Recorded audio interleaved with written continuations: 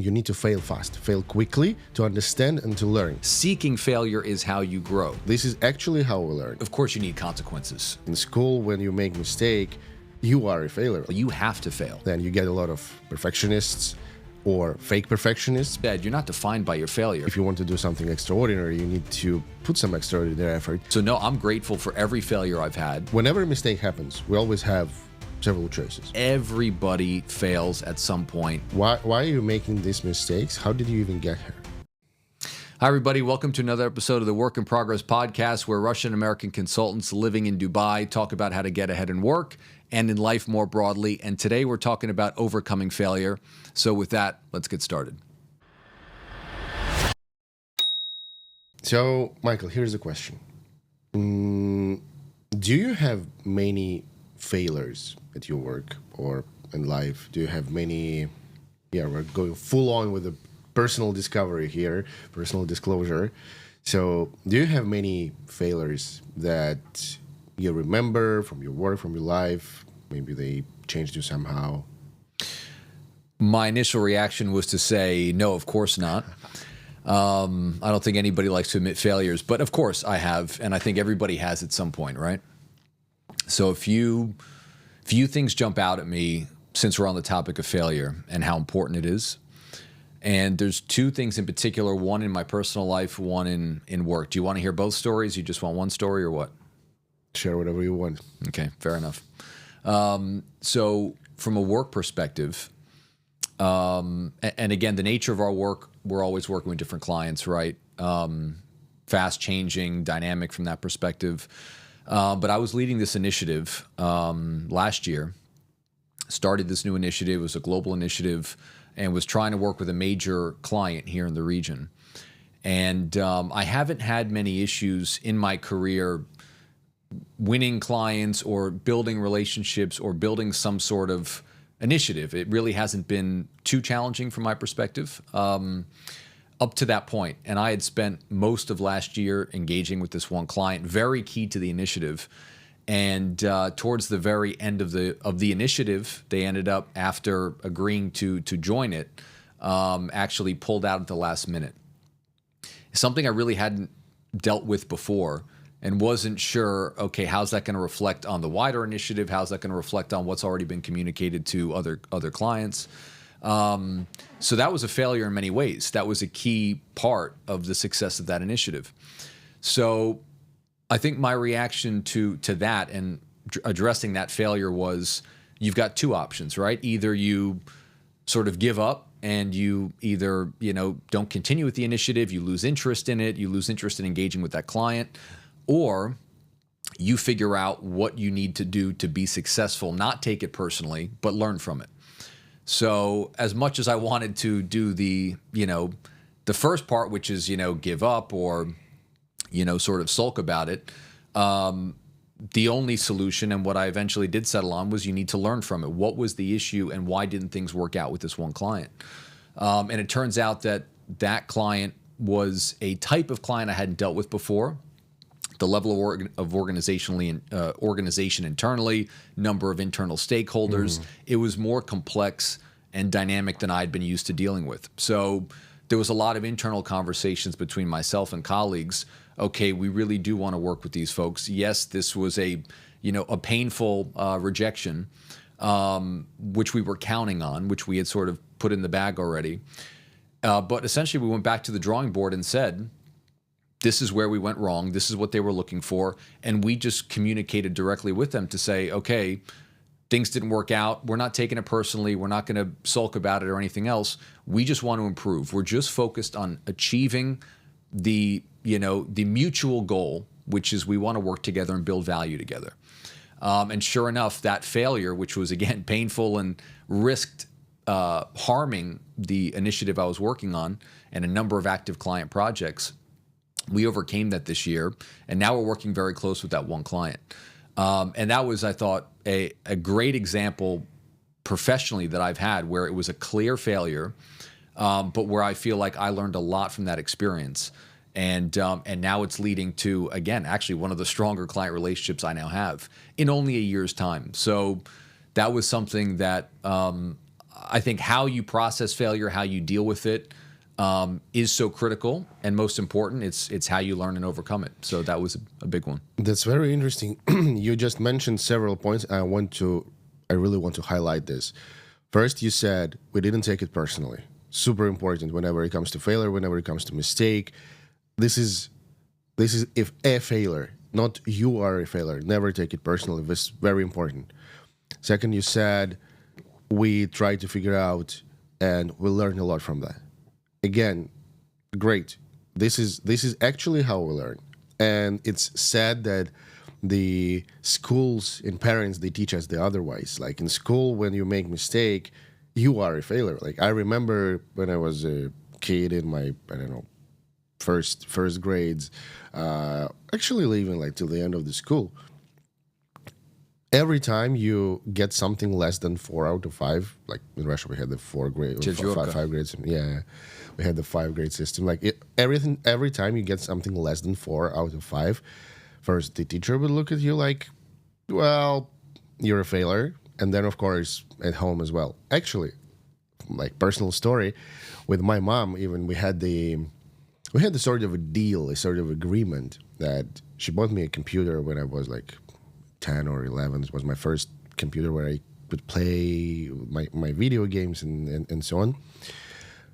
And we had a deal that if I get 3 out of 5, then I'm banned from the computer for a week. If it's less than 3, then it's for a month. So this was like a punishment thing. And I remember actually like it actually how it worked, because whenever I somehow like failed at school or something, if I get, I don't know, 3 for my math test, okay, I'm banned for a week. I couldn't play my favorite Need for Speed Underground game. Okay, good game though. Yeah, and I think this is like actually this punishment thing is actually very wrong, especially for kids when they grow up, because what it taught me that actually mistakes are bad. You need to try to avoid them by all costs. And so basically the schools and our families actually, they do not encourage us to make mistakes, which actually we should do, because this is how we learn. And I think it's very sad that the school does not teach us how to make mistakes, because then you get a lot of perfectionists or fake perfectionists, basically those who try to hide their mistakes. Same thing happens at work. You don't want to be seen as a failure, because usually school teaches you that if you have like low grades, then you are a failure. It's not like these are your mistakes. It's you are a failure. And then we try to hide it at work. We try to take less risk. While if you want to grow, if you want to achieve something, as we discussed before, if you want to do something extraordinary, you need to put some extraordinary effort. But if you're afraid of making mistakes, then you will not be willing to take the risk. You will not be willing to do something outside of your job description, outside of your comfort zone. But at the same time, how else would you learn, right? See, I disagree with you a little bit. Okay, good. I think of course, you need consequences for not succeeding. So, and in some ways, I think that helps to reinforce what eventually is the solution, which is you have to be your own self-motivator, and you have to figure out how to overcome your own problems. Your parents aren't going to be there to baby you, every step of the way. Even your employer and your manager, they're not going to be spoon-feeding you everything all the time.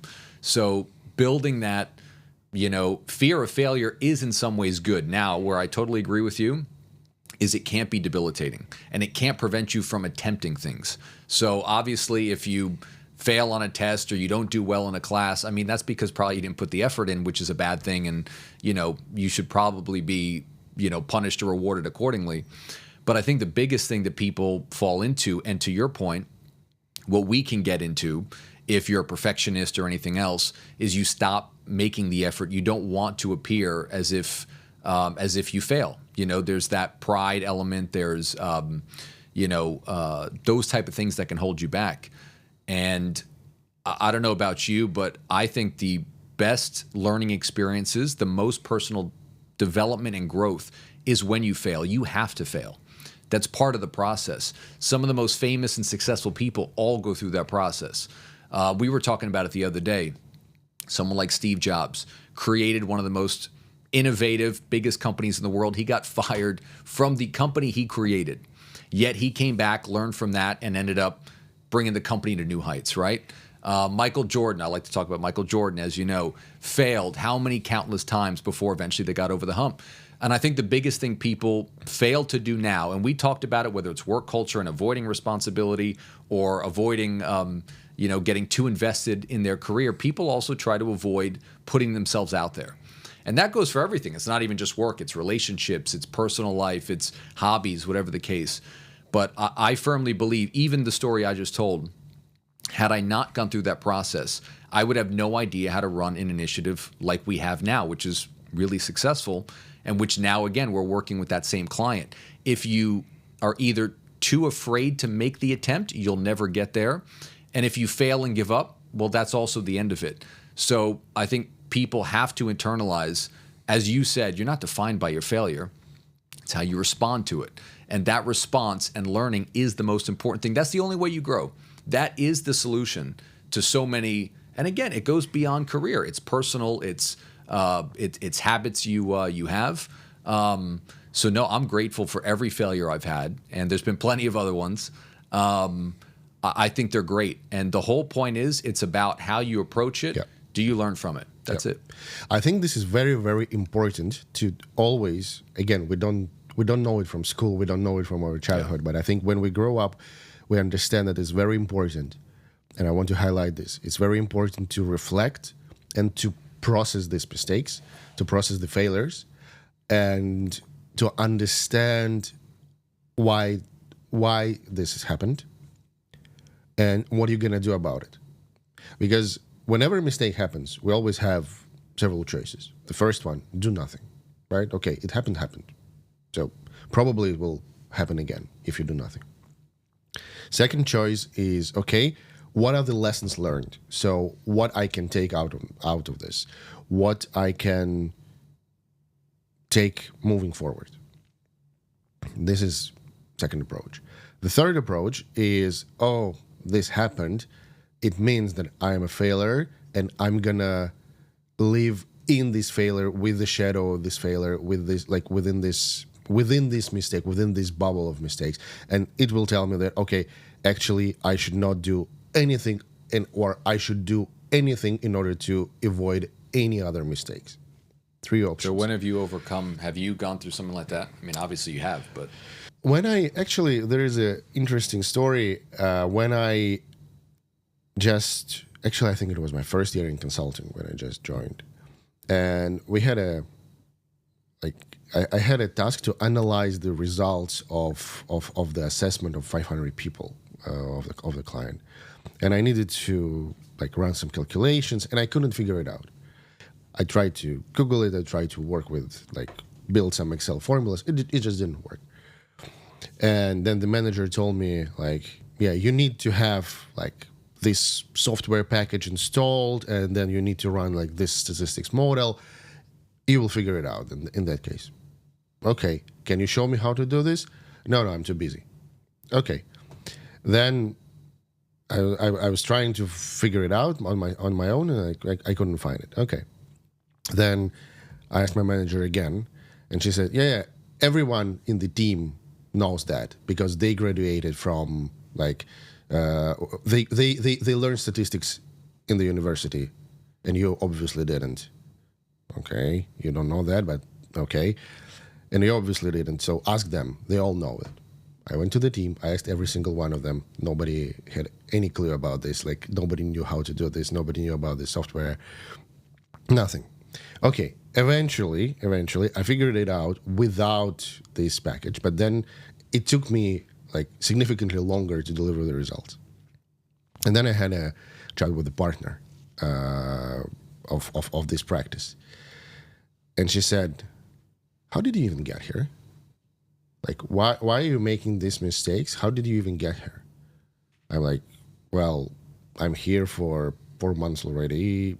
I have never received any bad feedback about this. No, like I'm trying to understand. So obviously, like you don't know anything, and I wonder how did you even graduate? Obviously, your diploma is fake. And I'm like, wow, that's a very interesting feedback. Like one mistake that actually we figured it out, but this thing, like they try to put it as my identification, or they try to put it as my identity. Like this failure defines me as a failure. So of course, like I was beat. I was like, I have no idea how should I overcome this. And then eventually, so what I tried to do at that moment, what I tried to do is, okay, I need to take a short break, just to breathe, to understand how I can operate moving forward. Okay, and since then, actually, I always do this. Whenever I have tough feedback, tough conversation, anything, I need to take 5 to 10 minutes break, walk around the block, walk around the building. Walking is really helpful for me. At that time, like I took a break, and then I talked to some other senior people, and just say, and they all told me like, look, actually, like she's just not in the mood. That's why you received that. So don't even listen to this. Don't try to get very deep into this mistake, and just try to focus on something else.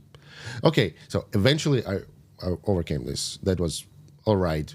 We kind of figured it all out, but till this day, till today, actually, I remember this thing, and I know that it is very, very important, and I will always be highlighting this. Is you always need to split the mistake and yourself. I think this was like, for me, that particular situation was the lighting, that this is the highlight, how you can never let anyone, including yourself, to identify yourself with a mistake. But that paralyzes people with all types of life situations. 100%. And I think that's, and everybody gets paranoid and then anxious about that, when in reality, everybody fails at some point. And especially the people at the top, the people who are the most famous in our society and the most successful, they all have had major life failures. And it's funny, and I think that's, to your point, that's the biggest takeaway. If that causes you to then shy away from taking risks, then actually in some ways you are a failure. You've allowed the failure you've allowed the failure to identify you, kind of. You identify with your failure. You're not overcoming, you're not learning from it. And I think that's a big issue that people have. I mean, even for example, our current president from the U.S., right, Donald Trump. He lost his 2020 election, right? Major failure, major embarrassment for him, right? He came back 4 years later, he's the president again. How many countless stories do we have of politicians who've had the same thing? Hillary Clinton lost an election in 2016. She still is highly successful, going around, within the U.S. and globally. She's still, somebody of relevance, right? Donald Trump, none of these major players are allowing that failure to define them. And if you go to the business world, it's the same thing. Again, we just talked about Steve Jobs. Literally founded a company which ended up being one of the most important, successful brands on the planet. He was fired from his own company. But again, not letting that define you, he came back, obviously. And there's so many of these stories, which I think is the biggest risk people have. I want to take it even forward. Like, I like that what we see in business now, and actually I would say overall, like in our generation, in modern society, we see that first, mistakes are getting more encouraged, and even parents now, I can see that, like even with my younger brothers, that we encourage them to make mistakes. We encourage them to learn from it. That's good. Then you can see it even in business. Like what do they say? Everybody's saying you need to fail fast, fail quickly to understand and to learn. And when you fail quickly, when you do the mistakes fast, they are not that critical, because I think the longer you live with this failure, the longer you develop this mistake, then the consequences are harder and harsher. Like imagine, I don't know, you're working on a project and you understand that something is not going right. You are 90% there. 90% of the timeline is done. And then you finally understand that something is not working, and you decide to tell your manager or someone that you know what, something is not right, but we're 90% there. What would happen if you told this when you're 15% there? The consequences would be much milder. You will figure it out faster. You would amend it. And that's why I like when we see in business as well, where the companies, they encourage employees to make mistakes. That's why we can see, for example, Google, right? They have the public, I think they call it like cemetery of products. So basically, this is the collection of their ideas, of their startups, of their products, of their various projects that they stopped promoting, that they stopped working on, that they admitted was as an unsuccessful experiment. And there is like a whole collection of this publicly available, this like cemetery of the products, which is a very good learning database, because they don't just publish this. They say, this is what was the product about. This was what the idea. These are the numbers. This is why we stopped. Perfect. Publicly available for everyone. Then I think also you go in the social network, you go into Instagram, whatever, YouTube, and everybody's shining with the overnight successes, saying that, you know, like, if you want to get a Lamborghini or Rolex, whatever, you see it here in Dubai, like see it all the time. Every second blogger would say this. Like, if you want to have this, then like follow, like get my course, blah, blah, blah, blah, blah. I will teach you how to be successful. People are tired of this. And that's why, for example, I also like to see that in companies, there are many workshops now, they call them like a screw up night or something like screw up session, where people publicly, in a very safe environment, they share their mistakes. They share how they failed and what they learned about it or what they didn't learn about it yet. So I think it's very good that we can see this in our, and this is why we're also talking about it. We want to change this approach, and we want to, like, you need to make mistakes. 100%. Nobody takes everything from the first try. When you talk to top tennis players, what they tell you. In tennis, perfection is impossible. In the 1,526 singles matches I played in my career, I won almost 80% of those matches. Now, I have a question for you. What percentage of points do you think I won in those matches? Only 54%. In other words, even top-ranked tennis players win barely more than half of the points they play. They can say, like, I won, like, they win in general, like, let's say 60% of their games, or maybe 70% of their games. But when it comes to servings, like the best players in the world, they win a little bit more than 50%. So basically, every second serve, they fail. Exactly. The best professionals in the world. Yeah, absolutely.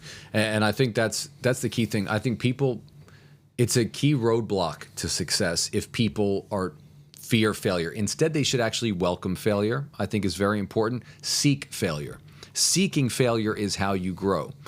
Again, two stories I want to briefly tell. One about me, and then one about, again, my idol Michael Jordan, who I just keep talking about. But I think an amazing story, right? Greatest basketball player of all time. And he failed year after year in the playoffs, every single time, to the point where people were saying, can this guy is he a champion? Can he lead a team to success? Failing on the biggest stage. So and people doubt him. Of course people doubted him. People thought he can't win. He can't lead a championship team. This is the best player in history that people are talking about. But the point was continuously putting yourself out there, learning from your mistakes, no matter how many times you make them. That is the critical ingredient which you need to eventually develop, okay, now I can find out how to properly succeed. Thomas Edison invented the light bulb. You know the story, right? How many times did he fail? I don't know. The adage is he failed like 100 times.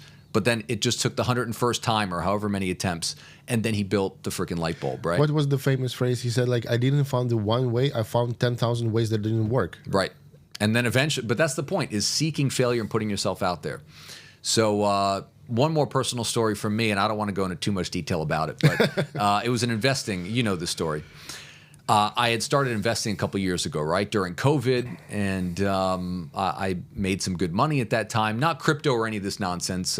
As you know, I'm not a big crypto fan, but I was investing in just traditional stocks, made some good money, thought I knew everything, and then took some very risky bets and ended up losing all the money I had made. And again, I think just like any other failure, the options were either you sort of retreat back and get scared off from doing something like that again, or you learn from the mistake and figure out, where did I go wrong? How did my approach fail? How do I do this smarter the next time? And I think a lot of people get burned once or twice in certain elements of life and they get scared. But that's exactly the time to double down and figure out, okay, now how do you learn from the mistakes? So now, since then, I've obviously recalibrated my investment approach, and I haven't stopped investing. Obviously, that is, a very important way to build wealth and to have future financial success. And I feel like I've learned tremendous amounts from where I was a couple years ago. And now I would say I'm glad that I failed when I did, and also because I was younger. And I think young people in particular, who I think are, our main audience, it's the best time to fail when you're young. That's the best time. You don't want to fail when you're 40, 50, and 60 when you've avoided taking these risks. You got to take these risks now. And they present the best learning opportunities, as we're talking about. And when you're young, you don't have that many responsibilities. That's right. Probably you don't have a family, you don't have your, mortgage, house. That's right. Oh, so it was perfect time for me to lose all that money. Yeah, absolutely. No wife, no kids, no house. So fine, no big deal. Question to you. So you said that after that failure, you changed your approach, you learned a lot, and you recovered from your mistake. So what exactly did you do to learn from this mistake? Well, I mean, I think you even talked about it when you went through what you did with your former employer. I think at some point you got to step back and just think about what happened, right? Okay. So never reacting emotionally to anything is important. But in that case, having lost a lot of money, the natural reaction would be to get emotional, to be stressed about it. And obviously I was. Everybody would be in that situation. But I did have to step back and think, okay, what was wrong with my approach? What would I do differently next time? And I really thought about it. And spending that time to actually think through it, write stuff down, go back to the drawing board, learn, talk with your friends about some of the strategies they've had. Doing all of that over a 6 month to a year period helped me sort of reframe how I would approach my investments moving forward. And that was really important to me, and that's obviously been much more successful recently. But it's like anybody else, any other challenges. I went through the same thing with that initiative at work I was talking about, pulling back, figuring out where did I go wrong, not being emotional, not beating yourself up, not beating up other people, metaphorically, but trying to figure out, what was the issue and then how do you fix it? Just like Michael Jordan did, again, the last point I'm going to make on him, where after the last time they lost in the playoffs before going on the famous dynasty run, it was, I need to be stronger physically as a player, and going into the gym, totally changing, his approach. I think that's what's required. And you went through it obviously with your former employer. I've gone through it professionally, and then obviously with this investment story. But it's good to fail. It's good to take these risks. And then that's another notch in your belt of life, which is not only did I learn from that, but I also know that you can get through something like that. All of that builds your character and builds your capabilities for the future. And I think that's so important. So important. Not even with former employer, by the way. And I think this is also important. Mistakes, you always make them. Yep. At every point in life. It just degree of mistakes or variety of these mistakes, they will be different, but we always make them. And we should accept that. We always make them. Even now, actually, my recent big mistake at work happened just maybe a month ago or something. So I've been working for a long time on a project. Then it was a big pause about this, and a lot of changes with the client, with our team as well. Many changes happened, and basically now when we are almost 1 year in this project, we understand that a lot of things has changed, and a lot of things that we have developed, they are and have delivered, they are no longer applicable for this company. So we need to completely change this, and we need to do it After you already did the project. Yeah. So we haven't completed this yet, like to 100%. We did like 90%, and then a lot of changes has happened in both sides, in our team and the client's team. So the request is modified, and 90% of what we have delivered out of this 90%, more than half is not applicable for them anymore. So we need to find a way how to change this, and like we could have caught it sooner, I think, but we didn't. And so we of course, like within the team, me and my manager, we discussed this a lot. We discussed how to change it. Why did it happen? Why didn't I come sooner and like raise this flag if I saw some indicators that something is not going right? So we had a lot of discussions like this. But what we both agreed is like, okay, the work we've done, it's a good work. It's a strong deliverable. A lot of good things were produced. So we focused on the plan, how we take it forward. And I think this is very, very important. Like when you make the mistake, at least for me, like my kind of recovery process is the following. First, I need to take a short break on that. I need to breathe, basically, right? Like I need to maybe take a walk, maybe take You're big into walking, clearly. That's, yeah, absolutely. Yeah. It's like my first response to everything stressful is go for a walk. Take a walk, maybe take, 1, 2, 3 hours off, half a day off, just, to, if it's serious, just to get your thoughts together. Then what I really like to do is I write. I take the physical notebook, I take the pen, I sit somewhere, maybe like in a coffee shop or just somewhere quietly with a desk, and I just write. I write my thoughts down. Like I usually put the date, and then I say, okay, this has happened, and then it's just the flow of my thoughts. Like, why has it happened? What am I feeling about this? What am I gonna do about this? And I just like put it on the paper. And I think this is very, very important, because when we make the mistake, we are afraid of consequences, and we are afraid of reactions, and that's why we're completely driven by emotions. And if you want to overcome any emotion, what you need to do is you need to put it on paper. Whenever you write it down, the emotion loses its strength. Yeah, it becomes a logical thing as opposed to an emotional thing. So you see this clearly over here, and when you see this clearly on your desk, on your paper, in your notebook, you're like, okay, this is what I'm afraid of. This particular word. Okay, good. Now you have it. Then you try. What I'll try to do is I try to focus on the plan, because if you like dwell too much on the mistake itself, you get soaked into this. So I think it's very important to shift towards the next steps. What am I gonna do? What am I gonna do next? And that's why, for example, I don't like when managers at work, they try to push and push and push for like on their employees to understand. Tell me, why did you do this? Why did it happen? Why didn't you? Why? Come on, let's focus on what we're gonna do to fix this. We can understand why. We can understand the why later. We can like make the proper, very deep feedback session to understand the reasons why did it happen. But at the moment when you try to fix the mistake, you should focus on the next steps. You should focus on the plan, not about the why. Why didn't you come to us? Interesting. I see it similarly, but not exactly the same. Okay. I do think both pieces are really important. So I think the only way, so I agree, in the heat of the moment, if there's something that's urgent, obviously you just need to, solution orientation is the most important thing.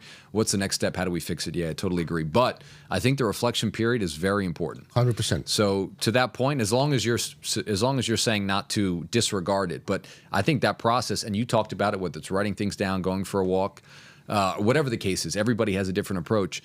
I think you have to internalize what is it that went wrong? But again, not from a self-punishing perspective, not from a overly self-critical, but it's about just getting the answer and getting the solution, which is, okay, what went wrong? How do you fix it? That solution orientation, I think, is important, but also being honest with yourself and your manager or whoever else. Why did you actually mess it up? Yeah. I know early in my career, I was always resistant to, acknowledge, oh, I just waited too long to start the exercise, or I didn't ask the right question, or I didn't ask any questions. And, that ends up just delaying you fixing the issue, which at some point, okay, you acknowledge, you procrastinate. I'm a big procrastinator, for example. And then you figure out what are some strategies I can take to avoid having that hinder me or whatever the case is. But I think that self-reflection is critical, and you need to acknowledge what went wrong and how do you fix it. But yeah. I agree, but I think it's very important to think of the timeline over here, because yes, the moment the mistake happened, you need to fix it, right? And if you focus at that particular moment, if you're too much on why did it happen, why didn't you do this, why did you do that, and so on and so on, if you're like dwelling on this too much, then you are just increasing the level of emotion about this mistake. You're increasing the size of this mistake instead of focusing on the plan and fixing this. However, of course, after it's fixed, or at least after you have the plan, then you need to go back and you need to think about why did it happen? Actually, like rationally, what are these steps? What did you do that led to this mistake? You sit on this too long, or you procrastinated too much, or you were too afraid to ask, or you were, you were too lazy to do anything, whatever. Okay. And then I think there is another step that you always need to do, is when you fix the mistake, then you need to reflect on what did you right in this time? What did you what? What did you do right? Okay. To fix this? That's a good point. So first you fix this, then you understand why did you do this and what were the reasons. And then after you fix this, you also think, what did I change to make it right? Yeah. And I think it's very, very important. Yeah, to reinforce the good behaviors. Exactly. And to, de-emphasize, if that makes any sense, the negative behaviors. Yeah, I think that makes a lot of sense. And that's how you also train yourself out of bad habits to, train yourself to positive ones. And again, everybody has natural proclivities. Again, I'm a procrastinator. So if I'm going to procrastinate, I need to set up my own mental framework. How am I going to start my task? What do I need to focus on my task? Because as whenever we're talking about whether it's podcast or work, maybe more so than my head's moving in multiple directions at once. I need a different approach to how do I focus on a given thing to make sure I do what has to get done. And everybody's different from that perspective, right? So understanding how you operate in those environments is important, and figuring out what works for you, what doesn't work, it's critical. It's critical. Yeah. I like to think about our, different experiments and actions as like arrows, because when you have multiple arrows, you can shoot the target with your bow. You take the arrow, you shoot the target with the bow. Interesting metaphor. Yeah. And the more arrows you have, the more tries you have. What are the arrows again? Sorry. Arrow. Yeah, but what's the metaphor of the arrow? Different experiments, different actions we take. Okay. So you shoot multiple arrows, and the more you do, the closer to the target you will hit. Okay. Because if you have only one, or if you have two, you have the probability is against you. The chances are against you. That's what. That took me a second to understand, but yeah, okay, got it. Yeah, this is all because you didn't slip.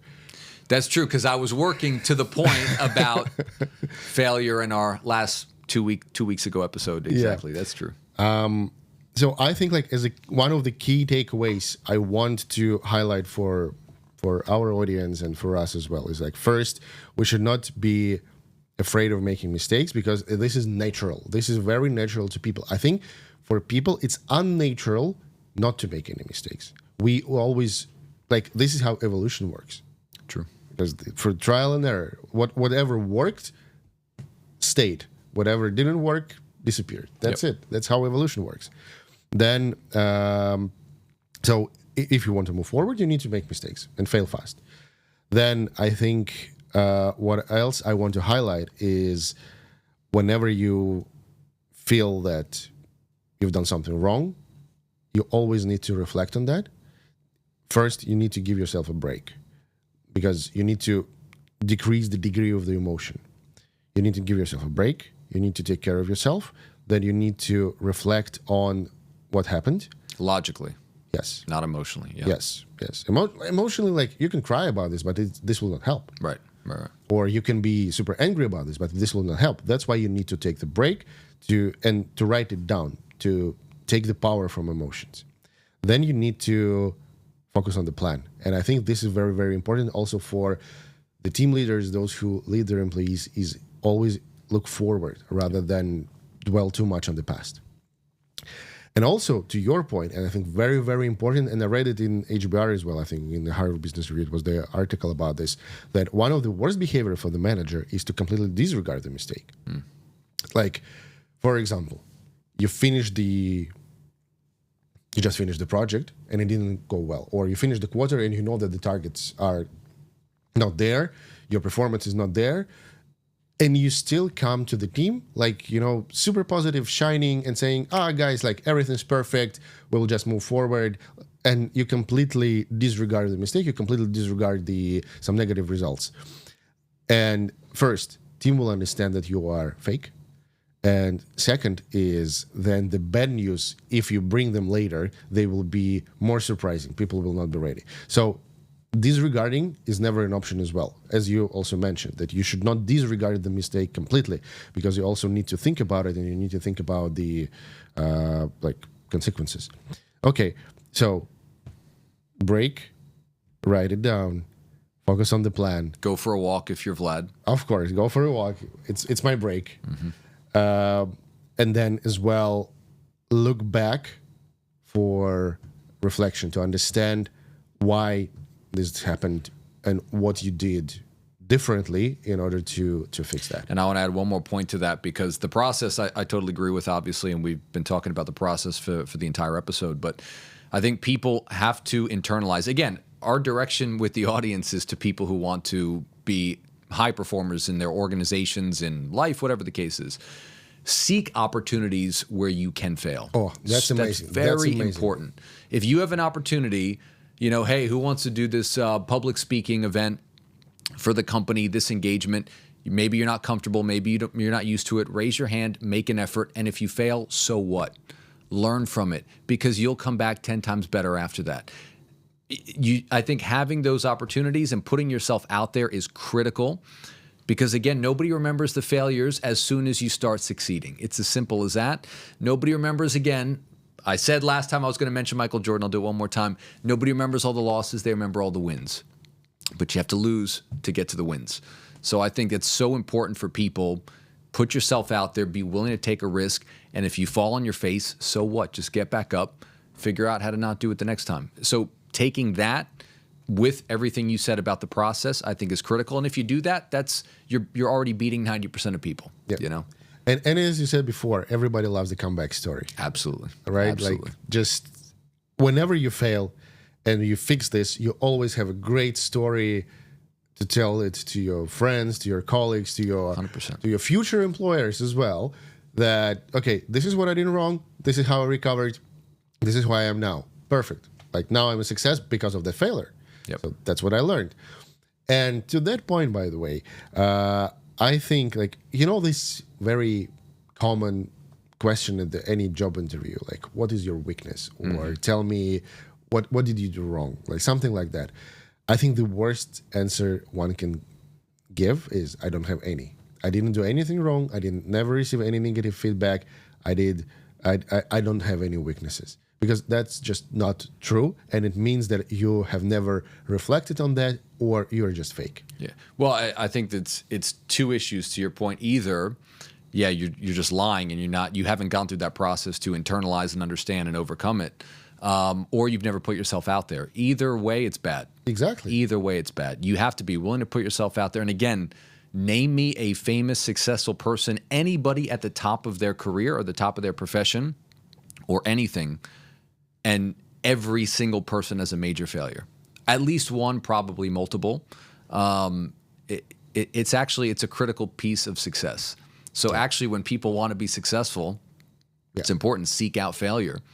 Figure out, what you need to improve on. And it's very important. Yeah. Anything to add? I think we covered it. Yeah. Any final comments? Yeah, I'm not a big going for a walk kind of guy to address it. No, I think it's pretty straightforward. For me, again, everybody's different.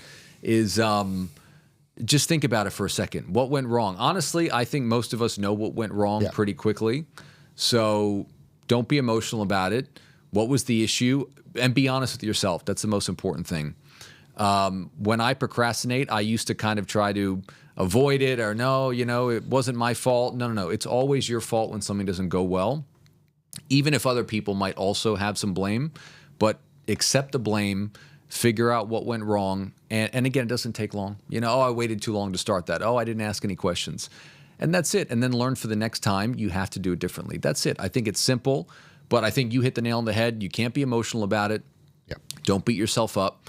And just learn from it. That's life. Life is about a bunch of experiences where you keep improving towards your goal. So that's my advice. And beyond that, watch The Last Dance if you want to learn Michael Jordan's approach.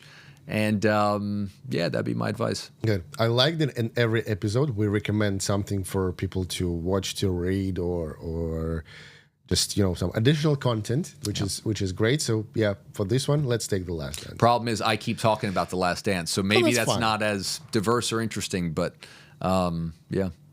Thanks everybody for watching another episode of the Work in Progress podcast.